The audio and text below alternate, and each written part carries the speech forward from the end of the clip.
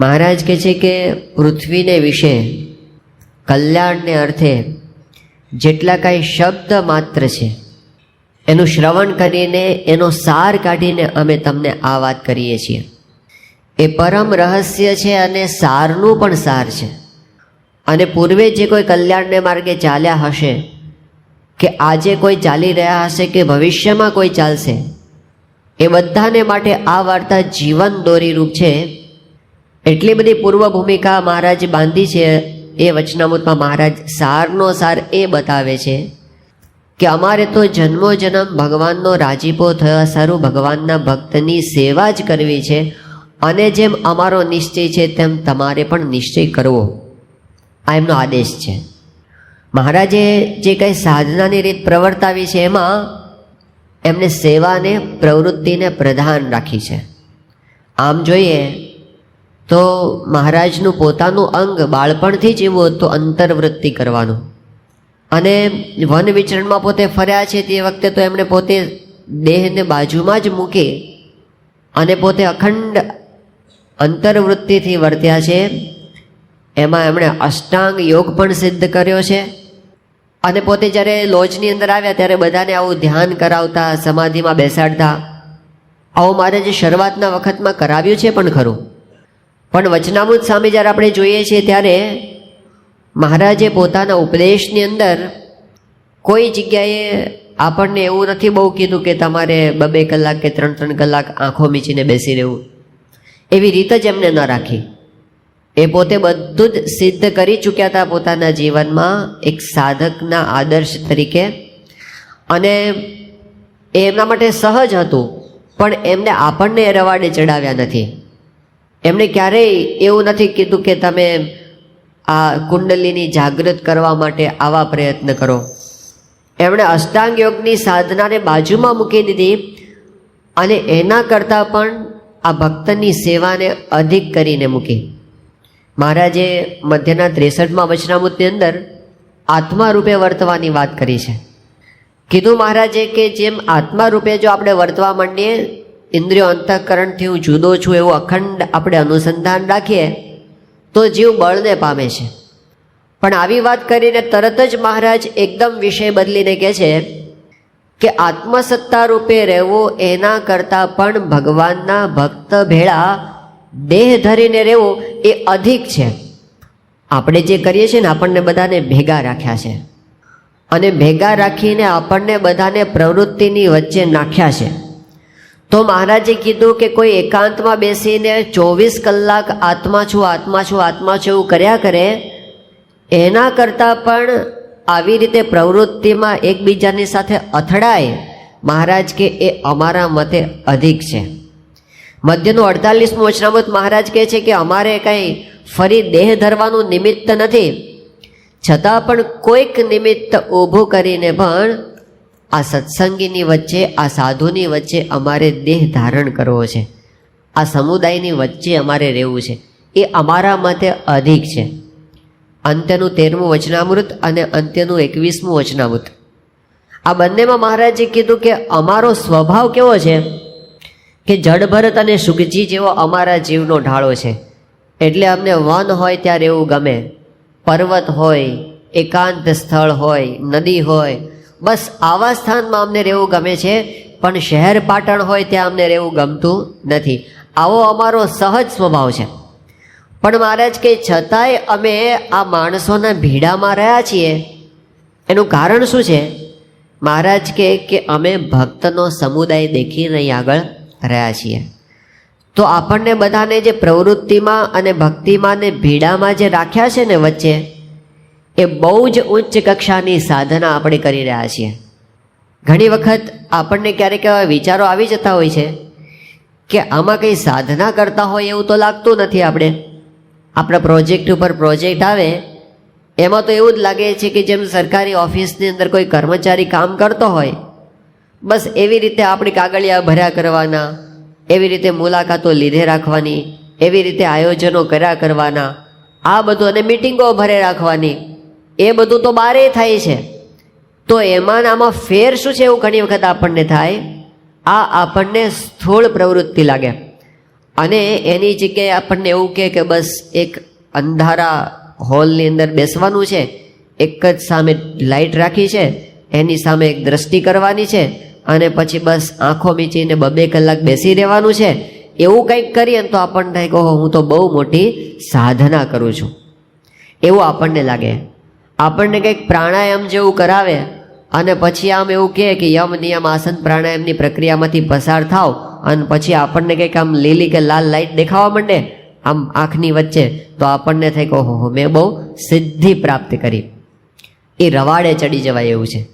બ્રહ્માનંદ સ્વામીએ કીધું કે જો ઈડા પિંગલાની ખબર પડે, કરી આગ્રહ તેની કેડે પડે, એના ચિત્તને બમણો ફેર ચડે. આ ઈડા અને પિંગલા છે ને બધી નાડીઓના નામ છે. એ યોગની પ્રક્રિયામાં આવે કે તમે જમણા નાકથી શ્વાસ લો તો ઈડા જાગૃત થાય ને ડાબા નાકથી શ્વાસ લો તો પિંગલા જાગૃત થાય ને એવું બધું હોય છે. હવે એ બધામાં આપણને કંઈ બહુ ખબર નથી પડતી ત્યાં સુધી બહુ સારું છે, બહુ સારું છે. પણ બ્રહ્માનંદ સ્વામી કહે જો એમાં કંઈક થોડી ઘણી ખબર પડવા માંડે ને હલવાઈ જાય એમાં. જો ઈડા પિંગલાની ખબર પડે, કરી આગ્રહ તેની કેડે પડે, એની પાછળ પડી જાય ને પછી એના ચિત્તને બમણો ફેર ચડે. એ છે ને એવી સાત્વિક ભૂમિકામાં આવી જાય કે એને એમ થાય કે હું બહુ સાધના કરું છું, હું કંઈક બહુ સિદ્ધિ પ્રાપ્ત કરી ચૂક્યો છું, એ કુંડાળાની બહાર નીકળી શકે નહીં. એ બધું તમોગુણ રજોગુણ ને સત્વગુણની અંદરની સાધના છે. અને મહારાજ આપણને જે ગરડા મધ્યના 11મા વચનામૃતમાં કહે છે એ ગુણાતીત સાધના છે, 3 ગુણોથી પર. પેલું સત્વગુણનું કુંડાળું છે. અમારે સંત સ્વામી એવું કહેતા સત્વગુણ એ સોનાની બેડી છે, તમોગુણ અને રજોગુણ છે ને એ તો હજી લોઢાની બેડી છે કે પિત્તળની બેડી છે. એ બેડી હોય તો એમાંથી આપણને નથી કે આમાંથી જલ્દી છૂટીએ તો સારું, પણ સત્વગુણની બેડી છે ને એ સોનાની બેડી છે, એટલે છોડવાનું મન ન થાય, બંધાયેલા ને બંધાયેલા રહીએ. એટલે ગુણાતીતાનંદ સ્વામી કે સત્વગુણની મૂર્તિ હોય ને ભગવાનનો નિશ્ચય જલ્દી ન થાય. તમે એને સત્સંગની વાત કરો તો એ એમ જ કે હું કોઈનું ખરાબ કરતો નથી અને હું બસ ધ્યાન કરું છું અને હું શાસ્ત્ર વાંચું છું, મારે સત્સંગની શું જરૂર છે, મારે સત્પુરુષની શું જરૂર છે. એ એમાંથી બહાર જ ન નીકળે કોઈ દિવસ. એને એમાં મજા આવી જાય અને એને લાગે હું સાધના કરું છું, પણ એ વધારતો હોય પોતાનો અહંકાર. જેમ યોગી બાપા દ્રષ્ટાંત આપતા હતા ને કે એક તપસ્વી છે, આમ ધ્યાન કરવા માટે બેસે રોજ. તે જ્યારે બેસે ને તો રોજ એની સામે એક બિલાડો આવીને બેસે. પછી તપસ્વી એટલું બધું તપ કરવા માંડ્યા કે એ પોતે દિવસે દિવસે દુબળા થવા માંડ્યા અને ઓલો બિલાડો છે એ દિવસે દિવસે જાડો થવા માંડ્યો. રોજ સામે આવીને બેસે. તે 6 મહિનામાં તો બિલાડો પઠ્ઠા જેવો થઈ ગયો. એટલે એક દિવસ તપસ્વીએ પૂછ્યું કે તું કોણ છે, રોજ મારી સામે આવીને બેસે છે અને હું પાતળો થઉં છું પણ તું જાડો થતો જાય છે. તો બિલાડાએ કીધું હું તારો અહંકાર છું, હું તારો અહંકાર છું. તું જેમ જેમ તપસ્યા કરે છે ને એમ તારો અહંકાર જાડો થતો જાય છે, વધતો જાય અને એને એમ લાગે હું કંઈક કરું છું. એને સત્પુરુષની અંદર એ મનુષ્ય ભાવ આવે, એને આ બધી ક્રિયા સ્થૂળ લાગે. એને એવું લાગે કે આ તો બધા રવાડે ચડી ગયા છે, બધા હાંકો હાંક પ્રવૃત્તિમાં મંડ્યા છે. એને એમ ન લાગે કે આ તો બ્રહ્માદિકને પણ દુર્લભ એવી સેવા છે, એવું એને મનાય નહીં. પણ આપણી સાધનાની રીત આ છે કે શ્રીજી મહારાજ પોતે અત્યંત વિરક્ત સ્વભાવ હતો પોતાનો, અત્યંત વૈરાગ્યવાન, છતાં પણ મહારાજે કેટલી બધી પ્રવૃત્તિ કરી ભક્તો માટે આ સત્સંગની અંદર. આમ દાદા ખાચરના દરબારની અંદર પેલા ટીપા પડતા હતા પાણીના અને જોયું કે કોઠીની ઉપર પડે છે. મહારાજ કે હાલો હાલો જલ્દી ખસેડો. બધા પાર્ષદોને મહારાજ ભેગા કર્યા અને મહારાજથી રેવાયું નહીં તો મહારાજ પોતે કોઠી ખસેડવા માંડ્યા. એ વખતે રામ પ્રતાપભાઈ જોઈ ગયા. એ કે ઘનશ્યામ આવું ઘરે તો ક્યારેય કરતો નહોતો અને અહીં તો આટલું બધું કાઠીઓની મજૂરી કરે છે, કાઠીઓની દાસપણું પોતે કરે છે. એ વખતે મહારાજ પોતે હસી પડ્યા. મહારાજ કહે કે આ તો ભગવાનના ભક્તની સેવા છે, આ કાંઈ સામાન્ય પ્રવૃત્તિ નથી. ભક્તને અર્થે આપણે જે કરીએ એ સીધું ભગવાનના રાજીપાનું કારણ બને છે. તો મહારાજે પોતે સખત પ્રવૃત્તિ કરી. આપણી ગુણાતીત પરંપરાની વિશેષતા જ આ છે કે એ પોતે એટલી બધી પ્રવૃત્તિ ભક્તને માટે કરી. એમણે આને અક્ષરધામની સેવા ગણી છે, એને આપણે ભગવાનની સેવા ગણી છે. અમદાવાદની અંદર ગુણાતીતાનંદ સ્વામી અને પવિત્રાનંદ સ્વામી બંને પહોંચ્યા અને એ વખતે જે દરવાજા ઉપરનો મેળો અત્યારે પણ છે ત્યાં આગળ એમનો ઉતારો રાખવામાં આવ્યો હતો. તો ગુણાતીતાનંદ સ્વામીનું આસન હતું ને બાજુમાં પવિત્રાનંદ સ્વામીનું આસન હતું. તો ગુણાતીતાનંદ સ્વામી તો આ ગુણાતીત રીત છે આપણી, એટલા બધા હરિભક્તો સાથે ઓતપ્રોત થયેલા હોય તે સવારથી ચાલુ થયો હરિભક્તો મળવાના તે બંધ જ ન થાય, એક પછી એક આવ્યા જ કરે. અને એ બધી ભીડો એટલો બધો પડ્યો તે પવિત્રાનંદ સ્વામી તો બાજુમાં બેઠા હતા. એણે એના સેવકને કીધું કે હાલ આપણું આસન ઉઠાવ, આ ભીડો તો ગુણાતીત સહન કરી શકે, આપણાથી સહન થાય નહીં, હાલ જલ્દી ઉઠાવ. એમ કરીને ત્યાંથી નીકળી ગયા, ત્યાં બેસી પણ ન શક્યા. એટલે આપણી ગુણાતીત રીત એવી છે કે સતત પ્રવૃત્તિ એ એમને ક્યારે એક મહાત્માની વાત અમારે સિટી કાકા કરતા કાયમ કે હિમાલયની અંદર રહે અને બહુ મોટા મહાત્મા, પણ એ ગુજરાતની અંદર આવ્યા અને અહીં આવ્યા હતા અને એમના બધા શિષ્યોએ બધા એમને બોલાવ્યા હતા કે તમે ખાસ અમારે ત્યાં પધારો અને વિચરણ કરો અહીંયા. તો 15 દિવસ કે 20 દિવસ સુધી આ વડોદરા અને બીજા 2-3 શહેરોમાં પોતે ફર્યા, પણ 20 દિવસ થયા ને એટલે એણે તરત કીધું કે હવે મારે હિમાલયમાં પાછા જતું રહેવું પડશે, મારી બેટરી ડિસ્ચાર્જ થઈ ગઈ છે. જ્યારે પ્રવૃત્તિમાં રહે ને ત્યારે આવી પ્રયત્નપૂર્વકની સ્થિતિ હોય ને ડિસ્ચાર્જ થઈ જાય, અને આપણી ગુણાતીત પરંપરાની બેટરી ક્યારેય ડિસ્ચાર્જ થઈ નથી. ગુણાતીતાનંદ સ્વામીએ એમના ધામમાં જવાને છેલ્લા 2 કલાકની વાર હતી ત્યારે છેલ્લી પધરામણી કરી છે. છેલ્લા શ્વાસ સુધી એમની બેટરી ક્યારેય ડિસ્ચાર્જ થઈ જ નથી. એમને આપણને રીત બતાવી છે કે આ જ સાધના છે, આ જ સ્થિતિ છે, આની બહાર બીજું કાંઈ જ નથી. તમે જે કરો છો એ ઊંચામાં ઊંચી સાધના છે, એ ગુણાતીત સાધના છે, એ સામાન્ય વસ્તુ છે જ નહીં. બહુ મોટા પુણ્યવાળાને આ સેવા મળે છે, થોડા પુણ્યવાળાને તો મળતી જ નથી. એવી સેવા આપણે કરીએ છીએ એવું ગૌરવ આપણને હોવું જોઈએ. નહીંતર આપણને ઘણી વખત પ્રવૃત્તિમાં શું થાય, અમુક પ્રશ્નોને લીધે આપણને પ્રવૃત્તિ ભારરૂપ લાગે, અને પછી ઘણી વખત એવું પણ થાય આપણને પ્રવૃત્તિ છોડી દેવાના વિચાર આવે, સત્સંગની સેવા છોડી દેવાના વિચાર આવે. ક્યારે છોડી દેવાના વિચાર આવે ખબર છે? જ્યાં સુધી આપણું મન ધાર્યું થતું હોય ને ત્યાં સુધી આપણને બહુ ઉત્સાહ રહે. આપણે જે નક્કી કર્યું હોય એ પ્રમાણે જ થાય, આપણને બહુ ઉમંગ રહે, ત્યાં સુધી આપણને વાંધો ના આવે. પણ જ્યારે આપણું મન ધાર્યું તોડાવવામાં આવે એટલે આપણને પ્રવૃત્તિ ભારરૂપ લાગવા માંડે. પછી આપણા વચનો એવા થાય, આ તો કઈ સાધના છે, આમાં બધી માથાકૂટ કરવાની. એ માથાકૂટ શું, આપણું અહંકાર તૂટ્યો એ માથાકૂટ, બીજું કંઈ નહીં. આપણા અહંકારની ઉપર પ્રહાર થયો ને એટલે આપણને માથાકૂટ લાગવા માંડી, અને કે હવે આવી માથાકૂટ કોણ કરે. પણ અહંકાર આપણો સચવાતો હોય ત્યાં સુધી વાંધો આવે નહીં. તો મહારાજે કીધું કે અહંકાર અહીં જ ઘસાશે, સ્વભાવો અહીં જ ટળવાના છે.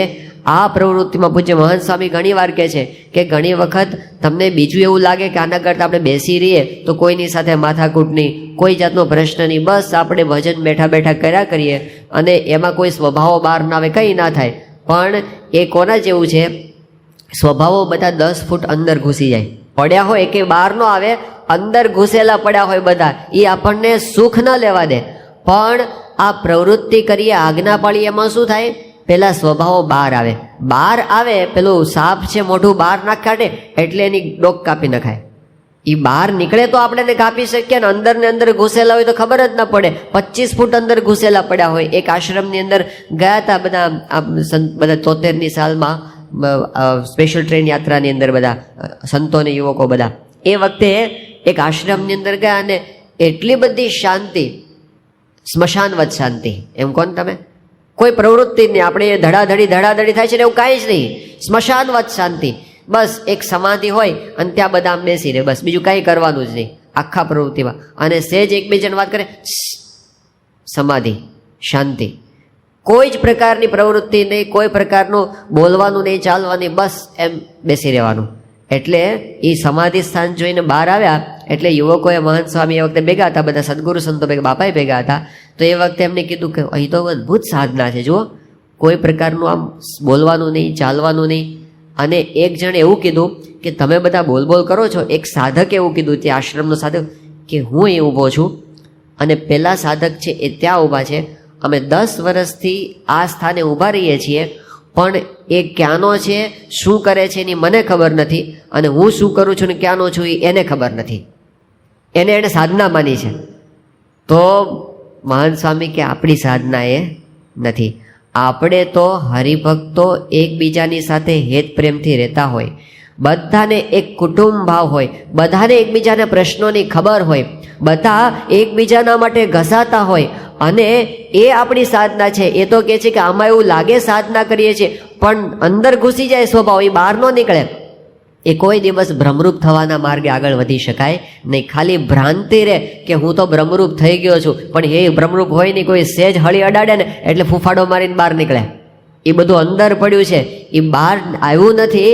પણ આપણે ત્યાં તો શું છે, કરવાની આવે પ્રવૃત્તિ, એકબીજાની સાથે વ્યવહાર કરવાનો આવે, અહમ મમત્વ ટકરાય, અને એ વખતે આપણને અંતરદ્રષ્ટિ થાય. વળી પાછું કોઈક ઉપદેશ આપે આપણને, એટલે પછી આપણને થોડા પાછા હટીએ. એમ કરતાં કરતાં આપણા સ્વભાવો છે એ ટળતા જાય છે. તો આપણે ત્યાં વાત કરતા હતા ગુણાતીત પરંપરાની રીત કઈ છે, સતત પ્રવૃત્તિમાં એણે આપણને રાખ્યા અને પોતે પણ રહ્યા. શાસ્ત્રીજી મહારાજે પ્રવૃત્તિ કરી, યોગી બાપાએ, શાસ્ત્રીજી મહારાજ તો જે પ્રવૃત્તિ આ મંદિરોની ઉપાડી હતી આમ ધમ ધોકાર. તે એક હરિભક્ત હતા ને અમદાવાદની અંદર, બાબુ કાકા, એમને મનમાં સંકલ્પો થયા કરે કે શાસ્ત્રીમાં જંપીને બેહતા નથી. આ એક પછી એક મંદિરો, એક પછી એક મંદિરો, અને એ પાછું ભીડામાં કરવાના હતા. આપણી પાસે બધી જ વ્યવસ્થા હોય અને આપણે આમ આમ ચેક લખીને પૈસાનો ઢગલો થતો હોય અને આપણે પ્રવૃત્તિ કરવાની હોય તો કંઈ વાંધો ના આવે. પણ એક એક પૈસાના ફાફા ખાવા ન મળે અને દેવા ઉપર દેવા ચડેલા હોય, અને એની વચ્ચે પાછા મંદિરો, એક પછી તો પૂરું થતું નથી બોચાસરનું, ત્યાં સારંગપુરનું આદર્યું, સારંગપુરનું પૂરું થયું નથી, ત્યાં ગોંડલનું આદર્યું, હજી 3 મંદિરોના કામ ચાલુ છે, ચોથું અટલાદરાનું આદર્યું, હજી 4 બાકી છે, ત્યાં ગરડાનું આરસનું મંદિર, પાયામાંથી આખું આરસનું. એટલે જંપીને બેહતા જ નથી એવું આપણને લાગે. તો બબુ કાકાના મનમાં આવા સંકલ્પો થતા હતા કે હવે તો શાસ્ત્રીમાં જ શાંતિથી બેહતા હોય, હજી આટલી બધી પ્રવૃત્તિ. એ વખતે શાસ્ત્રીજી મહારાજ એના ઘરે જ પધાર્યા હતા જમવા માટે, અને શાસ્ત્રીજી મહારાજે અંતર્યામી પણ એનો સંકલ્પ પકડ્યો અને કીધું, બબુભાઈ, આ તો મોટા પુરુષના વચને અમે પ્રવૃત્તિ કરીએ છીએ, બાકી અમે તો આકાશમાં રહીએ એવા છીએ. અમે તો આકાશમાં રહીએ એવા છીએ, એટલે આ કોઈ પ્રવૃત્તિની અમારે જરૂર નથી, પણ આ તો સત્પુરુષના વચને અમે આ બધું કરીએ છીએ. તો મોટા પુરુષની રીત એમણે આપણને આખી ગુરુ પરંપરાની રીત આ છે કે આપણે જે અહેવાલ ભરીએ છીએ, જે આપણે ધડાધડી કરીએ છીએ, મુલાકાતો લઈએ છીએ, મિટિંગો કરીએ છીએ અને આવી શિબિરો ભરીએ છીએ, આ બધું આપણી સાધનામાં જમા થાય છે. અને એ એકાંતમાં બેસીને ધ્યાન કરી એના કરતાં મોટી સાધના આપણી થાય છે, કારણ કે સત્પુરુષના વચને કરીને થાય છે, અને એમને રાજી કરવા માટે. યોગી બાપાનું વ્યક્તિત્વ તમે જુઓ. યોગી બાપાને તો પ્રવૃત્તિથી 1000 ગાઉનું છેટું. એમને તો આ પ્રવૃત્તિ, એમનું વ્યક્તિત્વ જ એવું યોગી બાપાનું કે અખંડ ભજન, અખંડ કીર્તન, અખંડ બસ માળા ફેરવ્યા કરવી, અને પછી બસ સેવા કરવા કરી ખૂણામાં બેસીને. આ બધી પ્રવૃત્તિને માથાકોટને એ તો બધું યોગી બાપાથી કેટલુંય દૂર ભાગે. એ તો પોતે એકદમ ભજની સંત હતા. છતાં પણ એમણે 2 વસ્તુ આપણને બતાવી કે આટલી બધી અંતર્વૃત્તિ, આટલો બધો વૈરાગ્ય, આટલું બધું જગતથી આમ અનાસક્તિ, અને છતાં પણ પ્રવૃત્તિ કેટલી બધી એમણે કરી. યોગી બાપાનો એક પ્રસંગ આવે છે કે શાસ્ત્રીજીમાં યોગીજીમાં જ બંને ટ્રેનમાં મુસાફરી કરતા હતા અને જતા હતા બોચાસણ તરફ. પછી રસ્તાની અંદર એવું બન્યું કે શાસ્ત્રીજી મહારાજ ને યોગીજી મહારાજ જે ટ્રેનમાં જે કમ્પાર્ટમેન્ટમાં બેઠા હતા, એમની બરાબર સામે એક બાવો આવીને બેઠો, કોઈ પરોક્ષનો બાવો હતો. અને થોડી વાર થઈ તે બાવાએ ખિસ્સામાંથી રૂપિયાની થોકડી કાઢી આમ અને પૈસા રૂપિયા ગણે. અને યોગીજી મહારાજે જોયું, એમને એટલો બધો ધ્રાસકો પડ્યો. એ કે આ સાધુ થઈને રૂપિયા અડે છે અને રૂપિયા ગણે છે. હવે એ તો કંઈ સ્વામિનારાયણનો સાધુ જ નહોતો, એ તો કોઈ જુદો જ હતો. પણ એ બાવાને રૂપિયા ગણતા જોઈને યોગી બાપાને એટલો બધો આઘાત લાગ્યો. યોગીજી મહારાજને રીતસરનો તાવ આવી ગયો. તે જ્યારે બોચાસણ ગયા, યોગીજી મહારાજનું શરીર ધગે. એટલે કોઈ હરિભક્તે શાસ્ત્રીજી મહારાજે કીધું કે સ્વામી, આપણે કોઈ ડૉક્ટરને બોલાવીએ. તો શાસ્ત્રીજી મહારાજ કે જોગી મહારાજનો તાવ ડૉક્ટરથી જાય એવો નથી. એમનો તાવ જુદો છે કે કોક બાવો રૂપિયો ગણતા હતા, એનો તાવ એને આવી ગયો. તો એમને તો રૂપિયાથી કેટલા ગાઉનું છેટું હશે, પોતાને કેટલા દૂર હશે.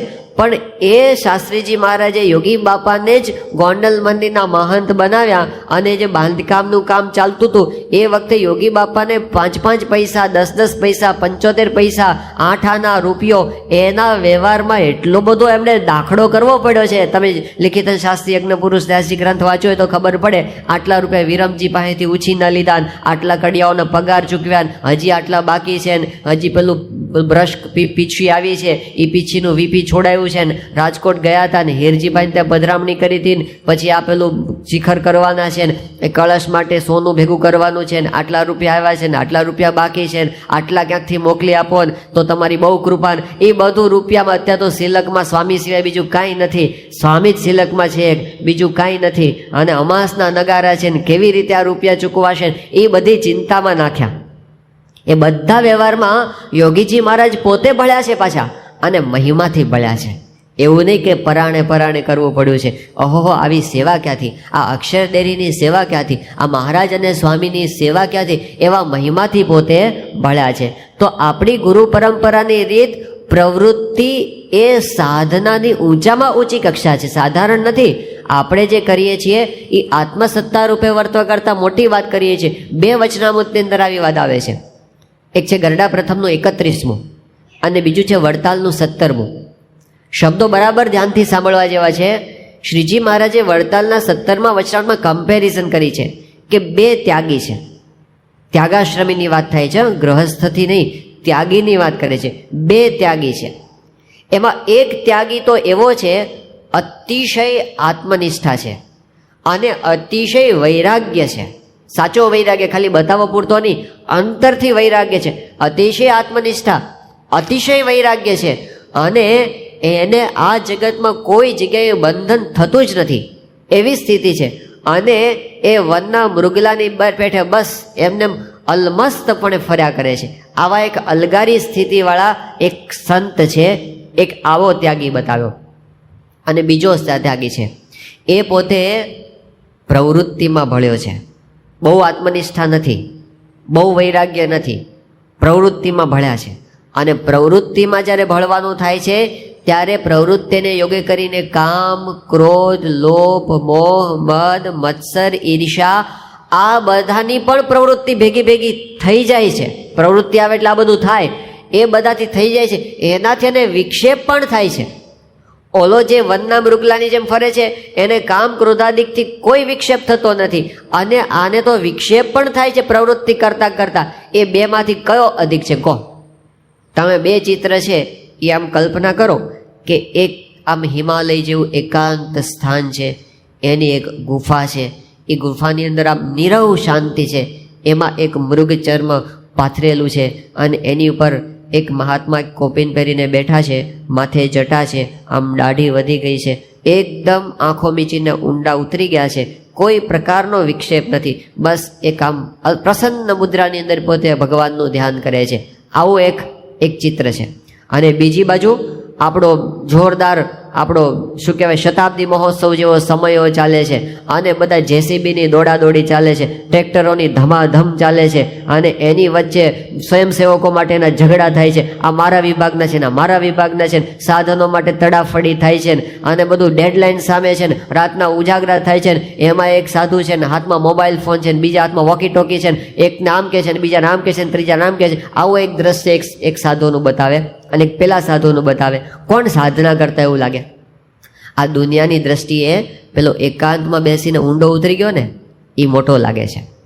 પણ શ્રીજી મહારાજનો સિદ્ધાંત શું છે? મહારાજે આ બે પ્રકારના સાધુ બતાવ્યા અને પછી મહારાજે કીધું કે પેલાને કામ ક્રોધાદિકે કરીને વિક્ષેપ થાય છે, કદાચ એ પ્રવૃત્તિમાં રહ્યો છે. મહારાજ કે એ પ્રવૃત્તિમાં રહ્યો એ અધિક છે, એ ભક્તિવાળો છે, ભગવાનની કૃપાનું પાત્ર છે. અને પેલો એકાંતમાં છે કેવળ આત્મનિષ્ઠાવાળો છે, એનો કોઈ હાથ પકડનાર નથી. અહીં તો ભગવાનને સંતની આજ્ઞાએ કરીને આ બધી પ્રવૃત્તિ થાય છે. આ સામાન્ય સાધના છે જ નહીં, એ અતિશય આત્મનિષ્ઠા અને વૈરાગ્ય કરતાં મોટી વાત આપણે કરીએ છીએ. મહારાજનો સિદ્ધાંત આપણે સમજવો પડે, કારણ કે મહારાજની રુચિની પ્રમાણે આપણે સાધના કરવાની છે, મનધારી સાધના નથી કરવાની.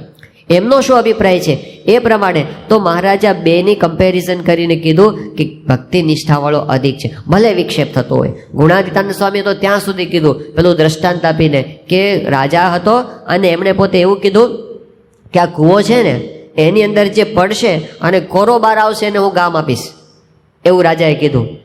હવે કોઈ આવે કોરો બાર? પણ એક સૈનિક છે એ પડ્યો, ધુબાકો માર્યો, ભીનો થઈને બહાર આવ્યો.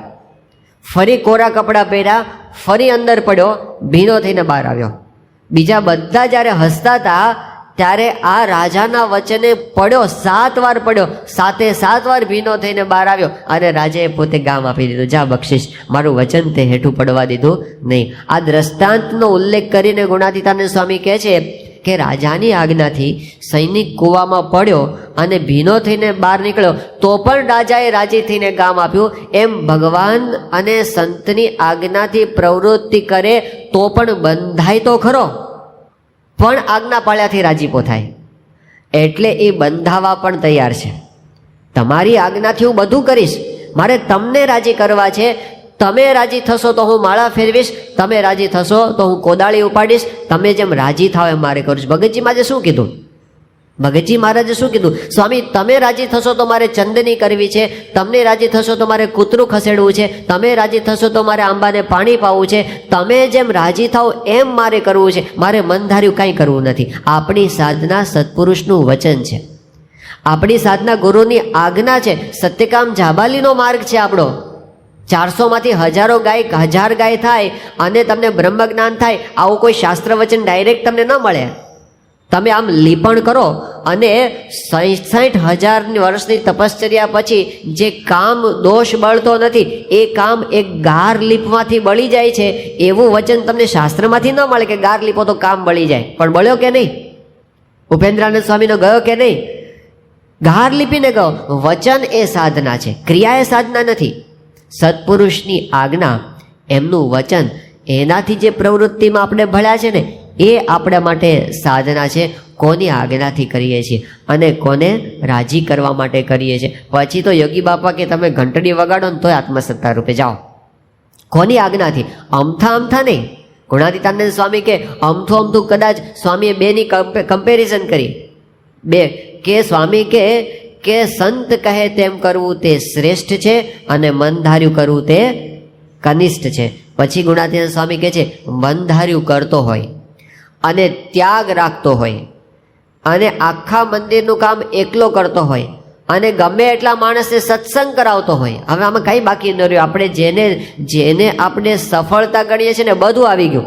ત્યાગ રાખે છે, આખા મંદિરનું કામ એકલો માણસ કરે છે. એટલે બહુ મોટી પ્રવૃત્તિ કહેવાય. મંદિરમાં તો 50-100 માણસોનો સ્ટાફ હોય ત્યારે મંદિર એક હાલે. એ એકલા હાથે પોતે બધું કરે છે. એટલે ચોગાને પોતે સાફ કરે છે, વાસણે પોતે ઉટકે છે, રસોઈ પણ પોતે બનાવે છે, એકાઉન્ટ પણ પોતે લખે છે, ઠાકોરજીની સેવા પણ પોતે કરે છે, સરભરા પણ પોતે કરે છે, પાર્કિંગમાંય પોતે ઊભો રહે છે અને કથાય પોતે કરે છે, બધું પોતે કરે છે. આખા મંદિરનું કામ એકલો કરતો હોય, ત્યાગ રાખતો હોય અને ગમે તેટલાને સત્સંગ કરાવતો હોય તો પણ એ ન્યૂન છે, એને માથે વિઘ્ન છે.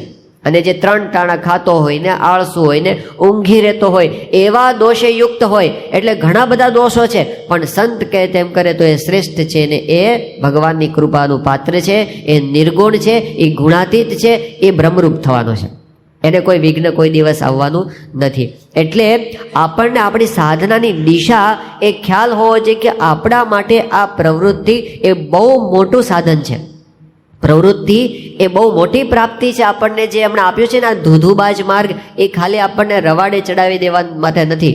એમને એવું કંઈ નથી કે કોઈ કામ કરનારા નથી મળતા એટલે આપણને ચડાવી દીધા. સાધારણ રીતે આપણને લાગે એવું કે આ મંડળની અંદર કોઈ કાર્યકર્તા નહોતો મળતો એટલે મને ચડાવી દીધો, એવું દેખાશે. એવું જ સ્થૂળ રીતે આપણને એવું જ દેખાશે કે આના કરતાં આની અંદર વધારે આવડત હતી એટલે એને સંતોએ આગળ કરીને મૂકી દીધો, એવું આપણને દેખાશે ખરું. પણ વાસ્તવિકતામાં આમ જોઈએ તો આ પુરુષને કોઈની જરૂર નથી.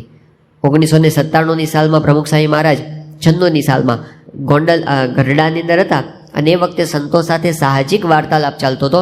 એમાં ગોષ્ઠીની અંદર એક વાત આ નીકળી કે આપણે ત્યાં સત્સંગમાં કોઈકને સેવા આપવામાં આવે છે તો એ સેવા કયા હેતુથી આપવામાં આવે છે? તો સ્વામીએ તરત જવાબ આપ્યો. સ્વામી કે સત્પુરુષને બીજો કોઈ હેતુ નથી, સત્પુરુષને કોઈ સ્વાર્થ નથી, એ જીવનું કલ્યાણ થાય એટલા માટે જ એને સેવા પ્રવૃત્તિ સોંપવામાં આવે છે. તો એક સંતે વાત કરી, એમણે કીધું કે સત્પુરુષને બીજો કોઈ સ્વાર્થ નથી, પોતાનો અંગત સ્વાર્થ તો સત્પુરુષને કોઈ નથી, પણ આ સંસ્થા ચલાવવાનો સ્વાર્થ તો છે કે નહીં, એવું કીધું એમણે. આ પ્રશ્ન સમજવા જેવો છો. જે આપણા મનમાં ઊંડે નાસ્તિક ભાવ પડ્યો છે ને એનું આ ચિત્ર છે. કયું? સત્પુરુષને બીજો તો કોઈ સ્વાર્થ નથી, પણ આ સંસ્થા. એક અદ્ભુત વાત કરી છે. મહારાજ કહે છે કે પૃથ્વીને વિશે કલ્યાણને અર્થે જેટલા કાંઈ શબ્દ માત્ર છે એનું શ્રવણ કરીને એનો સાર કાઢીને અમે તમને આ વાત કરીએ છીએ. એ પરમ રહસ્ય છે અને સારનું પણ સાર છે.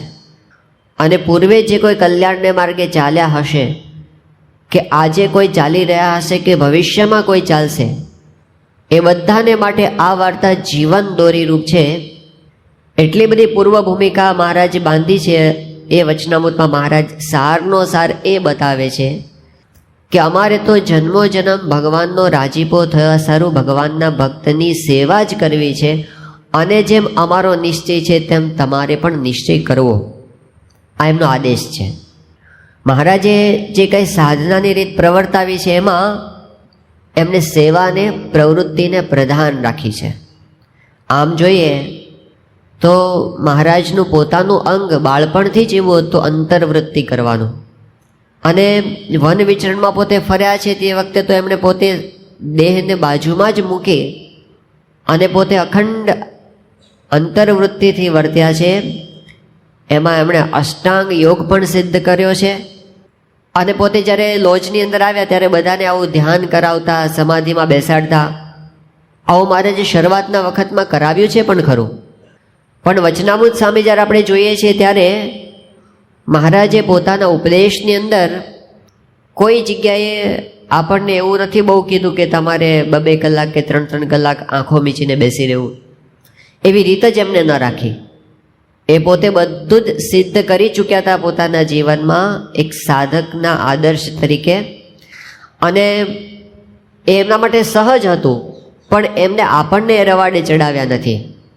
એમણે ક્યારેય એવું નથી કીધું કે તમે આ કુંડલીની જાગૃત કરવા માટે આવા પ્રયત્ન કરો.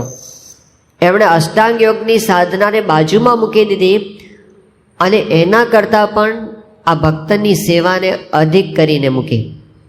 મહારાજે મધ્યના 63માં વચનામૃતની અંદર આત્મા રૂપે વર્તવાની વાત કરી છે. કીધું મહારાજે કે જેમ આત્મા રૂપે જો આપણે વર્તવા માંડીએ, ઇન્દ્રિયો અંતઃકરણથી હું જુદો છું એવું અખંડ આપણે અનુસંધાન રાખીએ તો જીવ બળને પામે છે. પણ આવી વાત કરીને તરત જ મહારાજ એકદમ વિષય બદલીને કહે છે કે આત્મસત્તા રૂપે રહેવું એના કરતાં પણ ભગવાનના ભક્ત ભેળા દેહ ધરીને રહેવું એ અધિક છે. આપણે જે કરીએ છીએ ને આપણને બધાને ભેગા રાખ્યા છે, અને ભેગા રાખીને આપણને બધાને પ્રવૃત્તિની વચ્ચે નાખ્યા છે. તો મહારાજે કીધું કે કોઈ એકાંતમાં બેસીને 24 કલાક આત્મા છું આત્મા છું આત્મા છું એવું કર્યા કરે, એના કરતાં પણ આવી રીતે પ્રવૃત્તિમાં એકબીજાની સાથે અથડાય, મહારાજ કે એ અમારા મતે અધિક છે. મધ્યનું 48મું વચનામૃત મહારાજ કહે છે કે અમારે કંઈ ફરી દેહ ધરવાનું નિમિત્ત નથી, છતાં પણ કોઈક નિમિત્ત ઊભું કરીને પણ આ સત્સંગીની વચ્ચે, આ સાધુની વચ્ચે અમારે દેહ ધારણ કરવો છે, આ સમુદાયની વચ્ચે અમારે રહેવું છે, એ અમારા મતે અધિક છે. અંત્યનું 13મું વચનામૃત અને અંત્યનું 21મું વચનામૃત, આ બંનેમાં મહારાજે કીધું કે અમારો સ્વભાવ કેવો છે કે જડભરત અને સુખજી જેવો અમારા જીવનો ઢાળો છે. એટલે અમને વન હોય ત્યાં રહેવું ગમે, પર્વત હોય, એકાંત સ્થળ હોય, નદી હોય, બસ આવા સ્થાનમાં અમને રહેવું ગમે છે. પણ શહેર પાટણ હોય ત્યાં અમને રહેવું ગમતું નથી. આવો અમારો સહજ સ્વભાવ છે. પણ મહારાજ કે છતાંય અમે આ માણસોના ભીડામાં રહ્યા છીએ, એનું કારણ શું છે? મહારાજ કે અમે ભક્તનો સમુદાય દેખીને અહીં આગળ રહ્યા છીએ. તો આપણને બધાને જે પ્રવૃત્તિમાં અને ભક્તિમાં ને ભીડામાં જે રાખ્યા છે ને વચ્ચે, એ બહુ જ ઉચ્ચ કક્ષાની સાધના આપણે કરી રહ્યા છીએ. ઘણી વખત આપણને ક્યારેક એવા વિચારો આવી જતા હોય છે કે આમાં કંઈ સાધના કરતા હોય એવું તો લાગતું નથી. આપણા પ્રોજેક્ટ ઉપર પ્રોજેક્ટ આવે એમાં તો એવું જ લાગે છે કે જેમ સરકારી ઓફિસની અંદર કોઈ કર્મચારી કામ કરતો હોય, બસ એવી રીતે આપણી કાગળિયા ભર્યા કરવાના, એવી રીતે મુલાકાતો લીધે રાખવાની, એવી રીતે આયોજનો કર્યા કરવાના, આ બધું, અને મિટિંગો ભરે રાખવાની, એ બધું તો બારે થાય છે. તો એમાં આમાં ફેર શું છે એવું ઘણી વખત આપણને થાય. આ આપણને સ્થૂળ પ્રવૃત્તિ લાગે. અને એની જગ્યાએ આપણને એવું કહે કે બસ એક અંધારા હોલની અંદર બેસવાનું છે, એક જ સામે લાઇટ રાખી છે, એની સામે એક દ્રષ્ટિ કરવાની છે અને પછી બસ આંખો મીચીને 2 કલાક બેસી રહેવાનું છે, એવું કંઈક કરીએ ને તો આપણને થાય કે હું તો બહુ મોટી સાધના કરું છું એવું આપણને લાગે. આપણને કંઈક પ્રાણાયામ જેવું કરાવે અને પછી આમ એવું કહે કે યમ નિયમ આસન પ્રાણાયામની પ્રક્રિયામાંથી પસાર થાવ અને પછી આપણને કંઈક આમ લીલી કે લાલ લાઇટ દેખાવા માંડે આમ આંખની વચ્ચે, તો આપણને થાય કે ઓહો મેં બહુ સિદ્ધિ પ્રાપ્ત કરી. એ રવાડે ચડી જવાય એવું છે. બ્રહ્માનંદ સ્વામીએ કીધું કે જો ઈડા પિંગલાની ખબર પડે, કરી આગ્રહ તેની કેડે પડે, એના ચિત્તને બમણો ફેર ચડે. આ ઈડા અને પિંગલા છે ને બધી નાડીઓના નામ છે. એ યોગની પ્રક્રિયામાં આવે કે તમે જમણા નાકથી શ્વાસ લો તો ઈડા જાગૃત થાય ને ડાબા નાકથી શ્વાસ લો તો પિંગલા જાગૃત થાય ને એવું બધું હોય છે. હવે એ બધામાં આપણને કંઈ બહુ ખબર નથી પડતી ત્યાં સુધી બહુ સારું છે, બહુ સારું છે. પણ બ્રહ્માનંદ સ્વામી કે જો એમાં કંઈક થોડી ઘણી ખબર પડવા માંડે ને હલવાઈ જાય એમાં. જો ઈડા પિંગલાની ખબર પડે, કરી આગ્રહ તેની કેડે પડે, એની પાછળ પડી જાય ને પછી એના ચિત્તને બમણો ફેર ચડે. એ છે ને એવી સાત્વિક ભૂમિકામાં આવી જાય કે એને એમ થાય કે હું બહુ સાધના કરું છું, હું કંઈક બહુ સિદ્ધિ પ્રાપ્ત કરી ચૂક્યો છું, એ કુંડાળાની બહાર નીકળી શકે નહીં. એ બધું તમોગુણ રજોગુણ ને સત્વગુણની અંદરની સાધના છે. અને મહારાજ આપણને જે ગરડા મધ્યના 11મા વચનામૃતમાં કહે છે એ ગુણાતીત સાધના છે, 3 ગુણોથી પર. પેલું સત્વગુણનું કુંડાળું છે. અમારે સંત સ્વામી એવું કહેતા સત્વગુણ એ સોનાની બેડી છે, તમોગુણ અને રજોગુણ છે ને એ તો હજી લોઢાની બેડી છે કે પિત્તળની બેડી છે. એ બેડી હોય તો એમાંથી આપણને નથી કે આમાંથી જલ્દી છૂટીએ તો સારું, પણ સત્વગુણની બેડી છે ને એ સોનાની બેડી છે, એટલે છોડવાનું મન ન થાય, બંધાયેલા ને બંધાયેલા રહીએ. એટલે ગુણાતીતાનંદ સ્વામી કે સત્વગુણની મૂર્તિ હોય ને ભગવાનનો નિશ્ચય જલ્દી ન થાય. તમે એને સત્સંગની વાત કરો તો એ એમ જ કે હું કોઈનું ખરાબ કરતો નથી અને હું બસ ધ્યાન કરું છું અને હું શાસ્ત્ર વાંચું છું, મારે સત્સંગની શું જરૂર છે, મારે સત્પુરુષની શું જરૂર છે. એ એમાંથી બહાર જ ન નીકળે કોઈ દિવસ. એને એમાં મજા આવી જાય અને એને લાગે હું સાધના કરું છું, પણ એ વધારતો હોય પોતાનો અહંકાર. જેમ યોગી બાપા દ્રષ્ટાંત આપતા હતા ને કે એક તપસ્વી છે, આમ ધ્યાન કરવા માટે બેસે રોજ. તે જ્યારે બેસે ને તો રોજ એની સામે એક બિલાડો આવીને બેસે. પછી તપસ્વી એટલું બધું તપ કરવા માંડ્યા કે એ પોતે દિવસે દિવસે દુબળા થવા માંડ્યા અને ઓલો બિલાડો છે એ દિવસે દિવસે જાડો થવા માંડ્યો. રોજ સામે આવીને બેસે. તે 6 મહિનામાં તો બિલાડો પઠ્ઠા જેવો થઈ ગયો. એટલે એક દિવસ તપસ્વીએ પૂછ્યું કે તું કોણ છે, રોજ મારી સામે આવીને બેસે છે અને હું પાતળો થઉં છું પણ તું જાડો થતો જાય છે. તો બિલાડાએ કીધું હું તારો અહંકાર છું, હું તારો અહંકાર છું. તું જેમ જેમ તપસ્યા કરે છે ને એમ તારો અહંકાર જાડો થતો જાય છે, વધતો જાય અને એને એમ લાગે હું કંઈક કરું છું. એને સત્પુરુષની અંદર એ મનુષ્ય ભાવ આવે, એને આ બધી ક્રિયા સ્થૂળ લાગે. એને એવું લાગે કે આ તો બધા રવાડે ચડી ગયા છે, બધા હાંકો હાંક પ્રવૃત્તિમાં મંડ્યા છે. એને એમ ન લાગે કે આ તો બ્રહ્માદિકને પણ દુર્લભ એવી સેવા છે, એવું એને મનાય નહીં. પણ આપણી સાધનાની રીત આ છે કે શ્રીજી મહારાજ પોતે અત્યંત વિરક્ત સ્વભાવ હતો પોતાનો, અત્યંત વૈરાગ્યવાન, છતાં પણ મહારાજે કેટલી બધી પ્રવૃત્તિ કરી ભક્તો માટે આ સત્સંગની અંદર. આમ દાદા ખાચરના દરબારની અંદર પેલા ટીપા પડતા હતા પાણીના અને જોયું કે કોઠીની ઉપર પડે છે. મહારાજ કે હાલો હાલો જલ્દી ખસેડો. બધા પાર્ષદોને મહારાજ ભેગા કર્યા અને મહારાજથી રેવાયું નહીં તો મહારાજ પોતે કોઠી ખસેડવા માંડ્યા. એ વખતે રામ પ્રતાપભાઈ જોઈ ગયા. એ કે ઘનશ્યામ આવું ઘરે તો ક્યારેય કરતો નહોતો અને અહીં તો આટલું બધું કાઠીઓની મજૂરી કરે છે, કાઠીઓની દાસપણું પોતે કરે છે.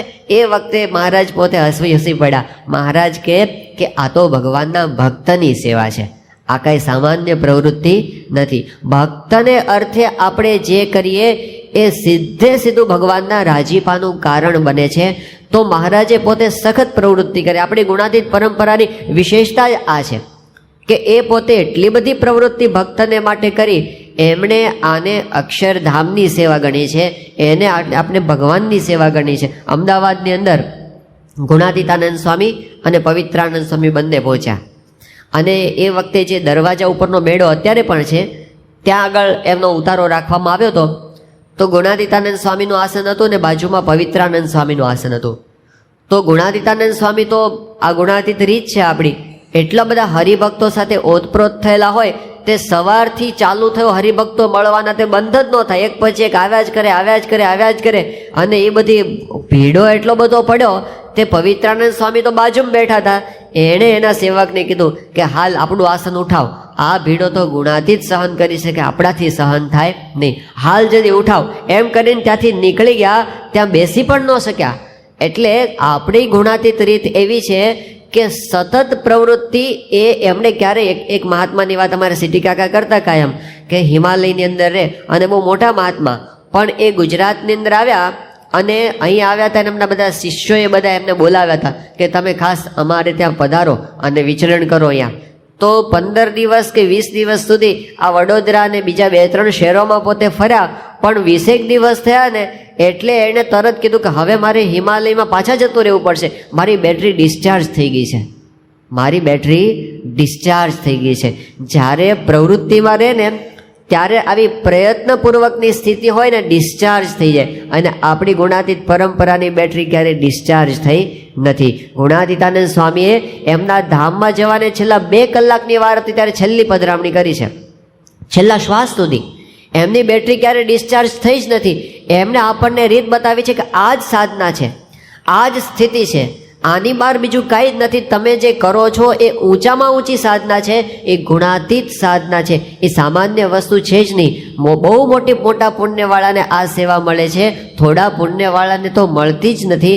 એવી સેવા આપણે કરીએ છીએ એવું ગૌરવ આપણને હોવું જોઈએ.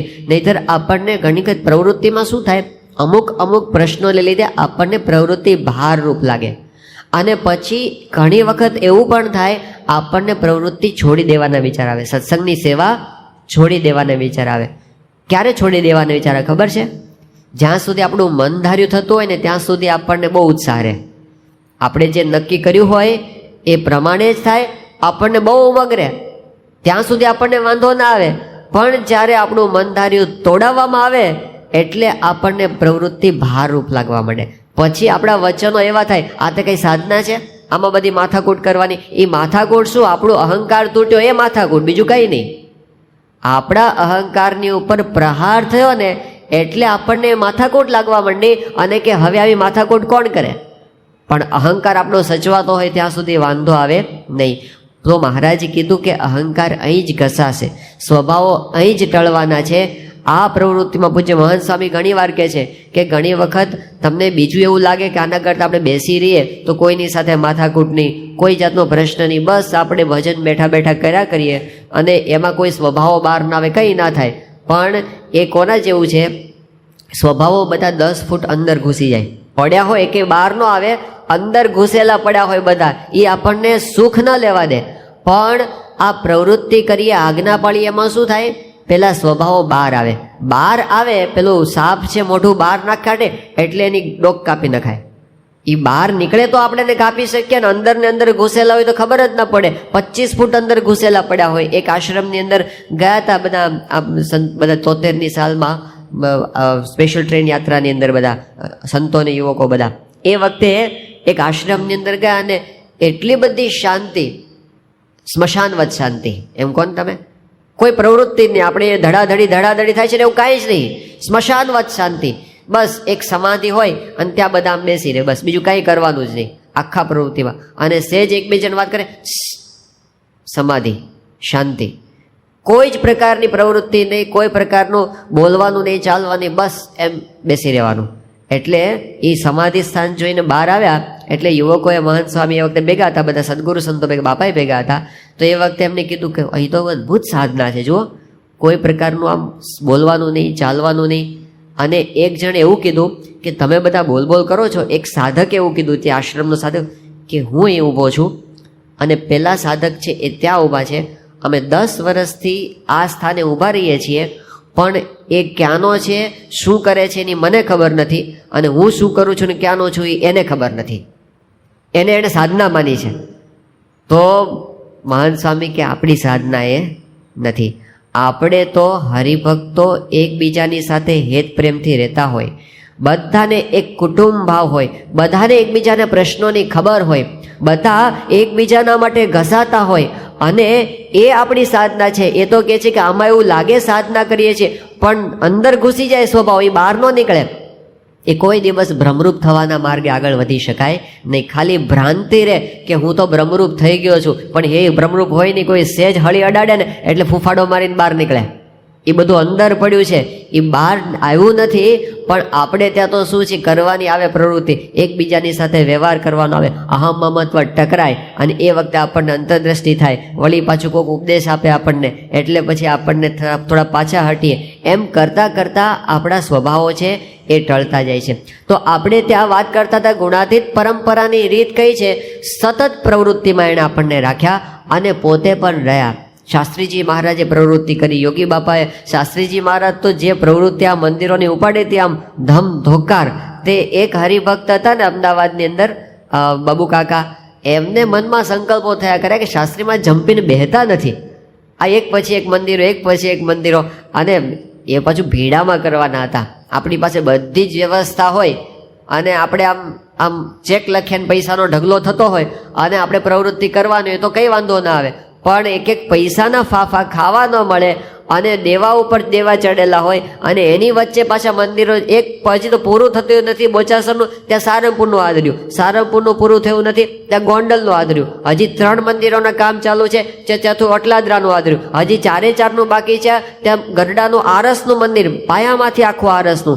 એટલે જંપીને બેહતા જ નથી એવું આપણને લાગે. તો બબુ કાકાના મનમાં આવા સંકલ્પો થતા હતા કે હવે તો શાસ્ત્રીમાં જ શાંતિથી બેહતા હોય, હજી આટલી બધી પ્રવૃત્તિ.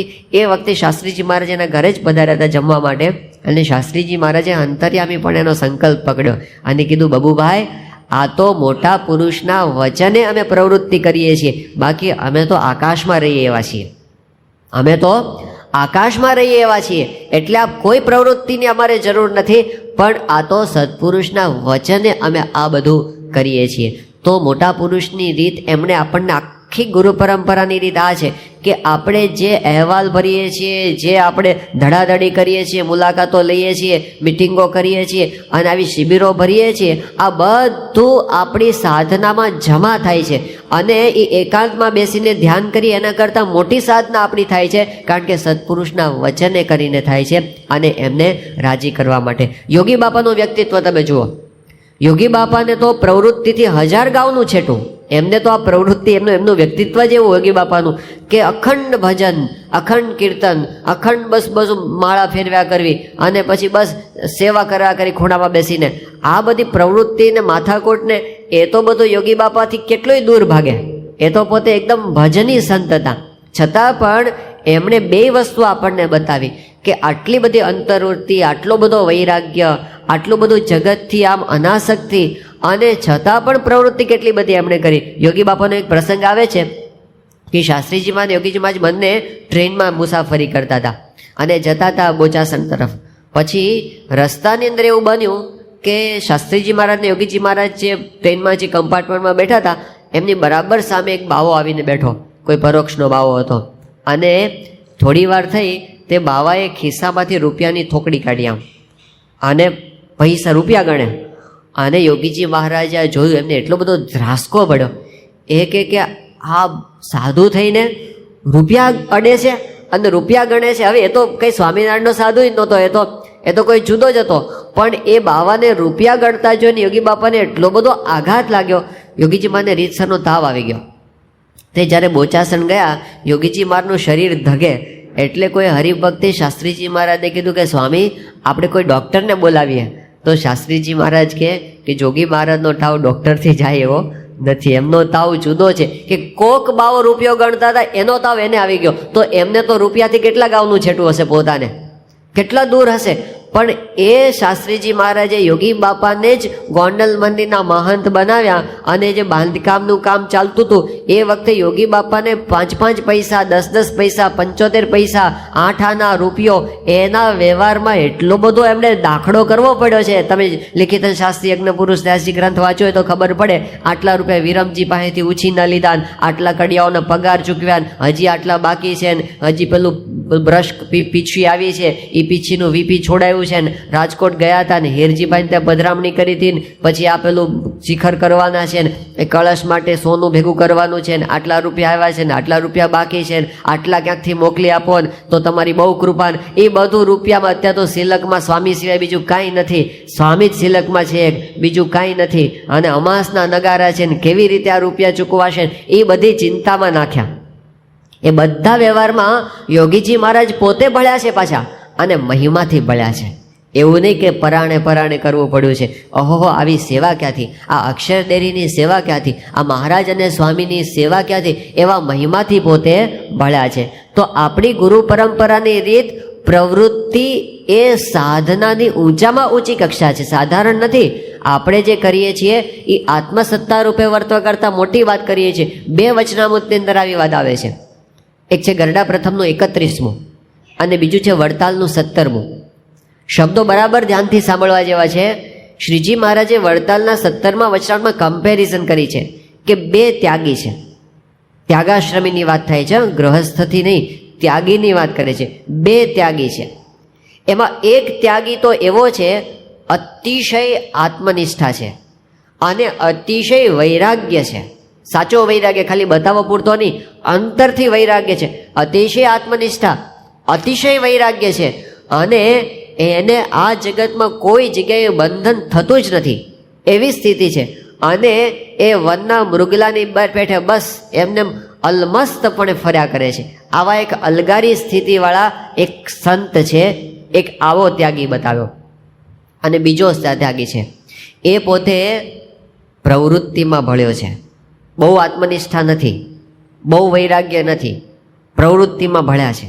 અને પ્રવૃત્તિમાં જ્યારે ભળવાનું થાય છે ત્યારે પ્રવૃત્તિને યોગ્ય કરીને કામ, ક્રોધ, લોભ, મોહ, મદ, મત્સર, ઈર્ષા આ બધાની પણ પ્રવૃત્તિ ભેગી થઈ જાય છે. પ્રવૃત્તિ આવે એટલે આ બધું થાય, એ બધાથી થઈ જાય છે. એનાથી એને વિક્ષેપ પણ થાય છે. ઓલો જે વનના મૃગલાની જેમ ફરે છે એને કામ ક્રોધાદિકથી કોઈ વિક્ષેપ થતો નથી, અને આને તો વિક્ષેપ પણ થાય છે પ્રવૃત્તિ કરતા કરતા. એ 2માંથી કયો અધિક છે કહો? તમે 2 ચિત્ર છે એ આમ કલ્પના કરો કે એક આમ હિમાલય જેવું એકાંત સ્થાન છે, એની એક ગુફા છે. એ ગુફાની અંદર આમ નીરવ શાંતિ છે. એમાં એક મૃગ ચર્મ પાથરેલું છે અને એની ઉપર એક મહાત્મા કોપીન પહેરીને બેઠા છે, માથે જટા છે, આમ દાઢી વધી ગઈ છે, એકદમ આંખો મીચીને ઊંડા ઉતરી ગયા છે. કોઈ પ્રકારનો વિક્ષેપ નથી, બસ એક આમ પ્રસન્ન મુદ્રાની અંદર પોતે ભગવાનનું ધ્યાન કરે છે. આવું એક ચિત્ર છે. અને બીજી બાજુ આપણો જોરદાર આપણો શું કહેવાય શતાબ્દી મહોત્સવ જેવો સમયો ચાલે છે અને બધા જેસીબીની દોડાદોડી ચાલે છે, ટ્રેક્ટરોની ધમાધમ ચાલે છે અને એની વચ્ચે સ્વયંસેવકો માટેના ઝઘડા થાય છે. આ મારા વિભાગના છે ને મારા વિભાગના છે ને, સાધનો માટે તડાફડી થાય છે ને, અને બધું ડેડલાઇન સામે છે ને, રાતના ઉજાગરા થાય છે ને. એમાં એક સાધુ છે ને હાથમાં મોબાઈલ ફોન છે ને, બીજા હાથમાં વોકી ટોકી છે ને, એક નામ કહે છે ને, બીજા નામ કહે છે ને, ત્રીજા નામ કહે છે. આવું એક દ્રશ્ય એક સાધુનું બતાવે અને એક પેલા સાધુનું બતાવે. કોણ સાધના કરતા એવું લાગે? આ દુનિયાની દ્રષ્ટિએ પેલો એકાંતમાં બેસીને ઊંડો ઉતરી ગયો ને એ મોટો લાગે છે. પણ શ્રીજી મહારાજનો સિદ્ધાંત શું છે? મહારાજે આ બે પ્રકારના સાધુ બતાવ્યા અને પછી મહારાજે કીધું કે પેલાને કામ ક્રોધાદિ કે કરીને વિક્ષેપ થાય છે, કદાચ એ પ્રવૃત્તિમાં રહ્યો છે. મહારાજ કે એ પ્રવૃત્તિમાં રહ્યો એ અધિક છે, એ ભક્તિવાળો છે, ભગવાનની કૃપાનું પાત્ર છે. અને પેલો એકાંતમાં છે કેવળ આત્મનિષ્ઠાવાળો છે, એનો કોઈ હાથ પકડનાર નથી. અહીં તો ભગવાનને સંતની આજ્ઞાએ કરીને આ બધી પ્રવૃત્તિ થાય છે. આ સામાન્ય સાધના છે જ નહીં, એ અતિશય આત્મનિષ્ઠા અને વૈરાગ્ય કરતાં મોટી વાત આપણે કરીએ છીએ. મહારાજનો સિદ્ધાંત આપણે સમજવો પડે, કારણ કે મહારાજની રુચિની પ્રમાણે આપણે સાધના કરવાની છે, મનધારી સાધના નથી કરવાની. એમનો શું અભિપ્રાય છે એ પ્રમાણે તો મહારાજા 2ની કમ્પેરિઝન કરીને કીધું કે ભક્તિ નિષ્ઠાવાળો અધિક છે, ભલે વિક્ષેપ થતો હોય. ગુણાતીતાનંદ સ્વામી તો ત્યાં સુધી કીધું, પેલું દ્રષ્ટાંત આપીને કે રાજા હતો અને એમણે પોતે એવું કીધું કે આ કૂવો છે ને એની અંદર જે પડશે અને કોરો બાર આવશે એને હું ગામ આપીશ, એવું રાજાએ કીધું. હવે કોઈ આવે કોરો બાર? પણ એક સૈનિક છે એ પડ્યો, ધુબાકો માર્યો, ભીનો થઈને બહાર આવ્યો. ફરી કોરા કપડાં પહેર્યા, ફરી અંદર પડ્યો, ભીનો થઈને બહાર આવ્યો. બીજા બધા જ્યારે હસતા હતા ત્યારે આ રાજાના વચને પડ્યો, 7 વાર પડ્યો, 7 વાર ભીનો થઈને બહાર આવ્યો અને રાજાએ પોતે ગામ આપી દીધું, જા બક્ષિસ, મારું વચન તે હેઠું પડવા દીધું નહીં. આ દ્રષ્ટાંતનો ઉલ્લેખ કરીને ગુણાતીતાનંદ સ્વામી કહે છે કે રાજાની આજ્ઞાથી સૈનિક કૂવામાં પડ્યો અને ભીનો થઈને બહાર નીકળ્યો તો પણ રાજાએ રાજી થઈને ગામ આપ્યું. એમ ભગવાન અને સંતની આજ્ઞાથી પ્રવૃત્તિ કરે તો પણ બંધાય તો ખરો, પણ આજ્ઞા પાળ્યાથી રાજીપો થાય. એટલે એ બંધાવા પણ તૈયાર છે. તમારી આજ્ઞાથી હું બધું કરીશ, મારે તમને રાજી કરવા છે. તમે રાજી થશો તો હું માળા ફેરવીશ, તમે રાજી થશો તો હું કોદાળી ઉપાડીશ, તમે જેમ રાજી થાવ એમ મારે કરું છું. ભગતજી મહારાજે શું કીધું? ભગતજી મહારાજે શું કીધું? સ્વામી તમે રાજી થશો તો મારે ચંદની કરવી છે, તમને રાજી થશો તો મારે કૂતરું ખસેડવું છે, તમે રાજી થશો તો મારે આંબાને પાણી પાવું છે, તમે જેમ રાજી થાવ એમ મારે કરવું છે, મારે મનધાર્યું કાંઈ કરવું નથી. આપણી સાધના સત્પુરુષનું વચન છે, આપણી સાધના ગુરુની આજ્ઞા છે. સત્યકામ જાબાલીનો માર્ગ છે આપણો. 400માંથી 1000 ગાય થાય અને તમને બ્રહ્મ જ્ઞાન થાય, આવું કોઈ શાસ્ત્ર વચન ડાયરેક્ટ તમને ન મળે. તમે આમ લીપણ કરો અને 66,000 વર્ષની તપશ્ચર્યા પછી જે કામ દોષ બળતો નથી એ કામ એક ગાર લીપમાંથી બળી જાય છે, એવું વચન તમને શાસ્ત્રમાંથી ન મળે કે ગાર લીપો તો કામ બળી જાય. પણ બળ્યો કે નહીં? ઉપેન્દ્રાનંદ સ્વામીનો ગયો કે નહીં? ગાર લીપીને ગયો. વચન એ સાધના છે, ક્રિયા એ સાધના નથી. સત્પુરુષની આજ્ઞા, એમનું વચન, એનાથી જે પ્રવૃત્તિમાં આપણે ભળ્યા છે ને એ આપણા માટે સાધના છે. કોની આજ્ઞાથી કરીએ છીએ અને કોને રાજી કરવા માટે કરીએ છીએ. પછી તો યોગી બાપા કે તમે ઘંટડી વગાડો ને તોય આત્મસત્તા રૂપે જાઓ. કોની આજ્ઞાથી? અમથા નહીં. ગુણાતીતાનંદ સ્વામી કે અમથું કદાચ સ્વામીએ બેની કમ્પેરિઝન કરી. બે કે સ્વામી કે સંત કહે તેમ કરવું તે શ્રેષ્ઠ છે અને મનધાર્યું કરવું તે કનિષ્ઠ છે. પછી ગુણાતીતાનંદ સ્વામી કહે છે મનધાર્યું કરતો હોય અને ત્યાગ રાખતો હોય અને આખા મંદિરનું કામ એકલો કરતો હોય અને ગમે એટલા માણસને સત્સંગ કરાવતો હોય. હવે આમાં કંઈ બાકી ન રહ્યું. આપણે જેને આપણે સફળતા ગણીએ છીએ ને બધું આવી ગયું. ત્યાગ રાખે છે, આખા મંદિરનું કામ એકલો માણસ કરે છે, એટલે બહુ મોટી પ્રવૃત્તિ કહેવાય. મંદિરમાં તો 50-100 માણસોનો સ્ટાફ હોય ત્યારે મંદિર એક હાલે. એ એકલા હાથે પોતે બધું કરે છે. એટલે ચોગાને પોતે સાફ કરે છે, વાસણે પોતે ઉટકે છે, રસોઈ પણ પોતે બનાવે છે, એકાઉન્ટ પણ પોતે લખે છે, ઠાકોરજીની સેવા પણ પોતે કરે છે, સરભરા પણ પોતે કરે છે, પાર્કિંગમાંય પોતે ઊભો રહે છે અને કથાય પોતે કરે છે, બધું પોતે કરે છે. આખા મંદિરનું કામ એકલો કરતો હોય, ત્યાગ રાખતો હોય અને ગમે તેટલાને સત્સંગ કરાવતો હોય તો પણ એ ન્યૂન છે, એને માથે વિઘ્ન છે. અને જે 3 ટાણા ખાતો હોય ને, આળસુ હોય ને, ઊંઘી રહેતો હોય, એવા દોષે યુક્ત હોય. એટલે ઘણા બધા દોષો છે, પણ સંત કહે તેમ કરે તો એ શ્રેષ્ઠ છે ને એ ભગવાનની કૃપાનું પાત્ર છે, એ નિર્ગુણ છે, એ ગુણાતીત છે, એ બ્રહ્મરૂપ થવાનો છે. એને કોઈ વિઘ્ન કોઈ દિવસ આવવાનું નથી.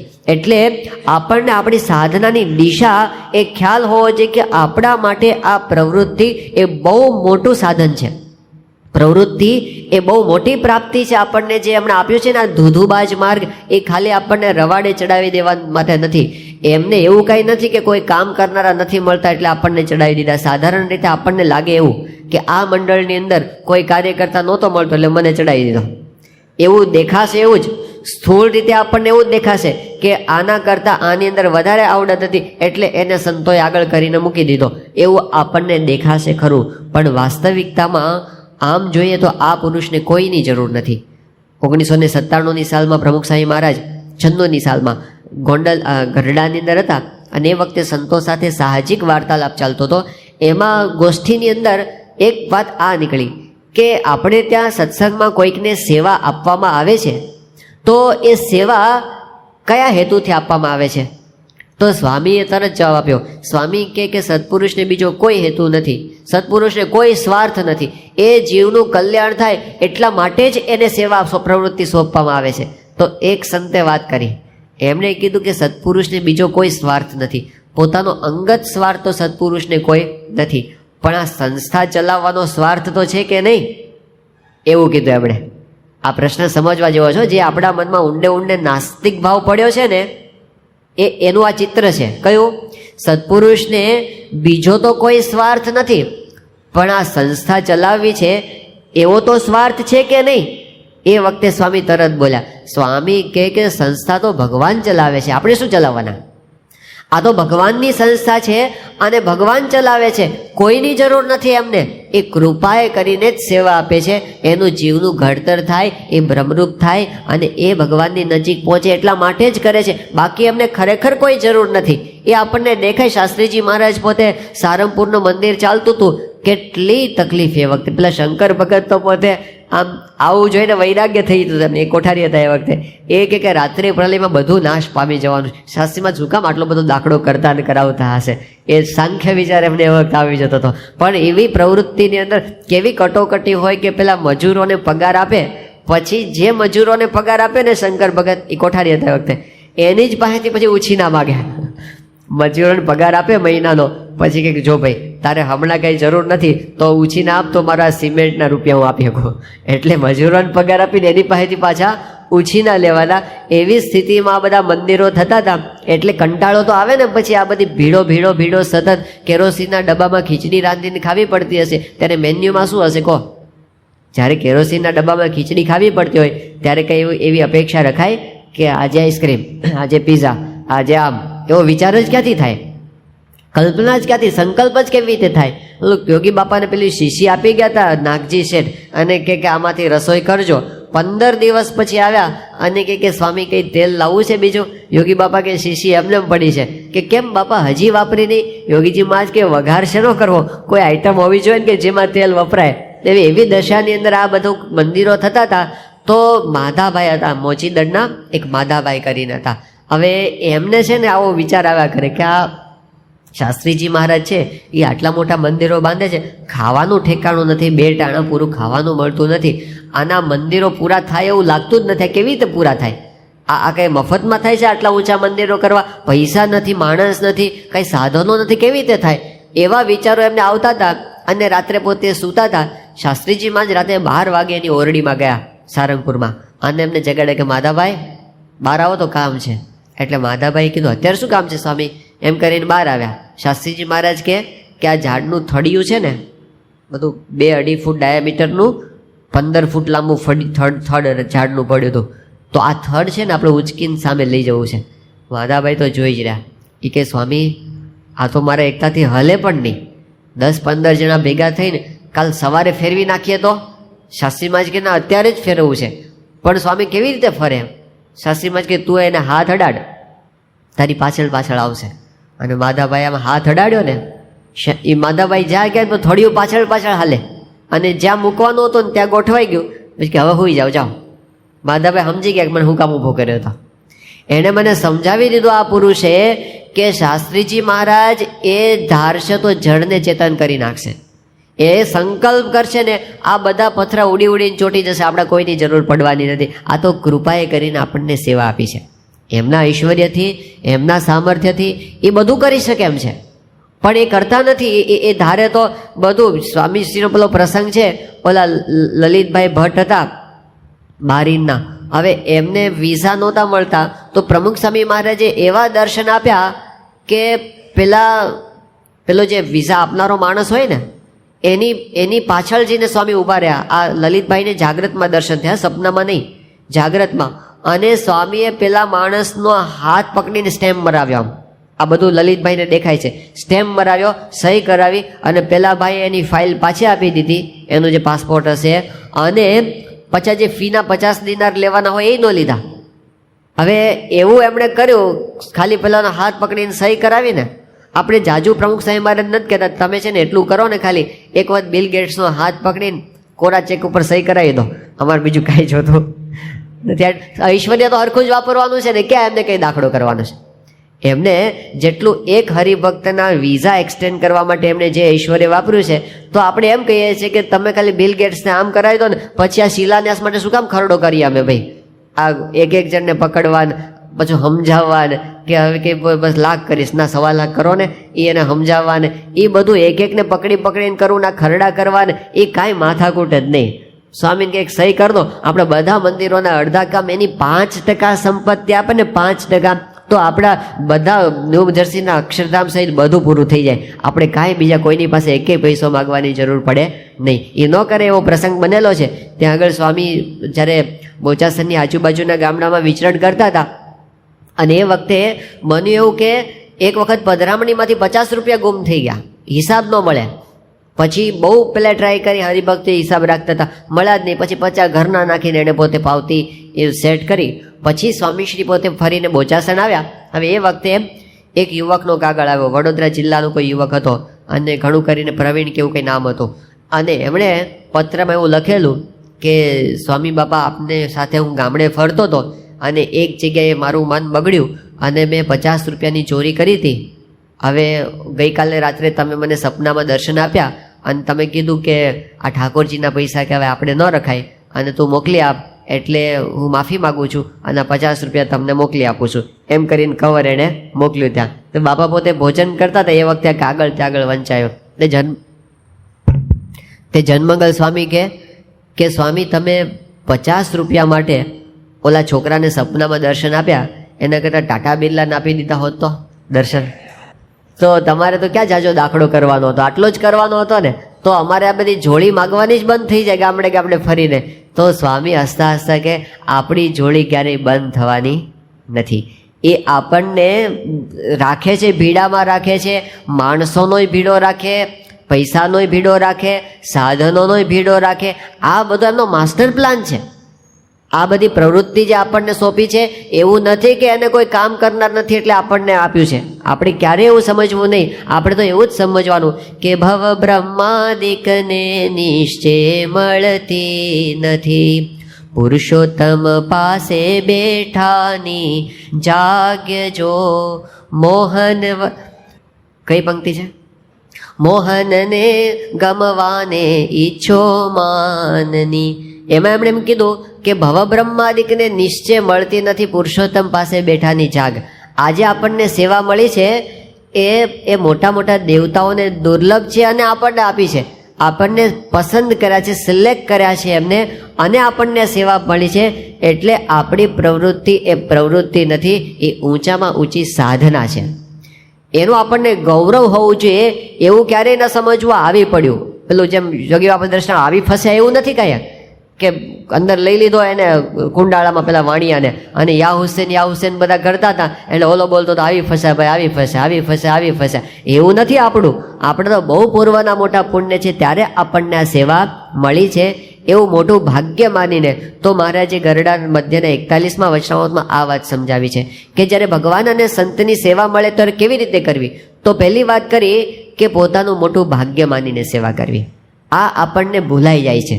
જ્યારે ખાસ કરીને ભીડો આવે ત્યારે આપણને ભૂલાઈ જાય છે કે આ મોટા ભાગ્ય માનીને સેવા આપણને મળી છે. તો અતિશય મોટા ભાગ્ય માનીને આ આપણે સેવા કરવાની છે. આ પહેલી વાત બતાવી. આપણને એવું કહેવામાં આવે કે આજે રાત્રે આપણે અહીંથી પદયાત્રા કરી અને ગાંધીનગર જવાનું છે અને ગાંધીનગરની અંદર ઘઉં વીણવાની સેવા કરવાની છે અને જેને અનુકૂળતા હોય એ નામ નખાવે. અહીંથી આપણે ગાંધીનગર જવાનું છે અને ત્યાં ઘઉં વીણવાની સેવા કરવાની છે અને પદયાત્રા કરીને જવાનું છે અને જેને અનુકૂળતા હોય એ નામ લખાવે. તો કેટલા નામ આવશે આપણામાંથી? આવે. અને આપણને એવું કહેવામાં આવે કે ભાઈ એમાં ખાલી એટલું જ છે કે જે ઘઉં વીણવાના છે ને એ ઘઉંની અંદર જે કાંકરા છે ને એ કાંકરાની જગ્યાએ 10-10 લાખનો એક હોય એવા હીરા છે. કાંકરાની જગ્યાએ હીરા છે અને જેટલા વીણીએ એટલા આપણા પોતાના છે. એટલે હવે જેને અનુકૂળતા હોય એ નામ લખાવે. બધાને અનુકૂળતા છે ને બધાને? કેમ એવું કેમ ફરી ગયું?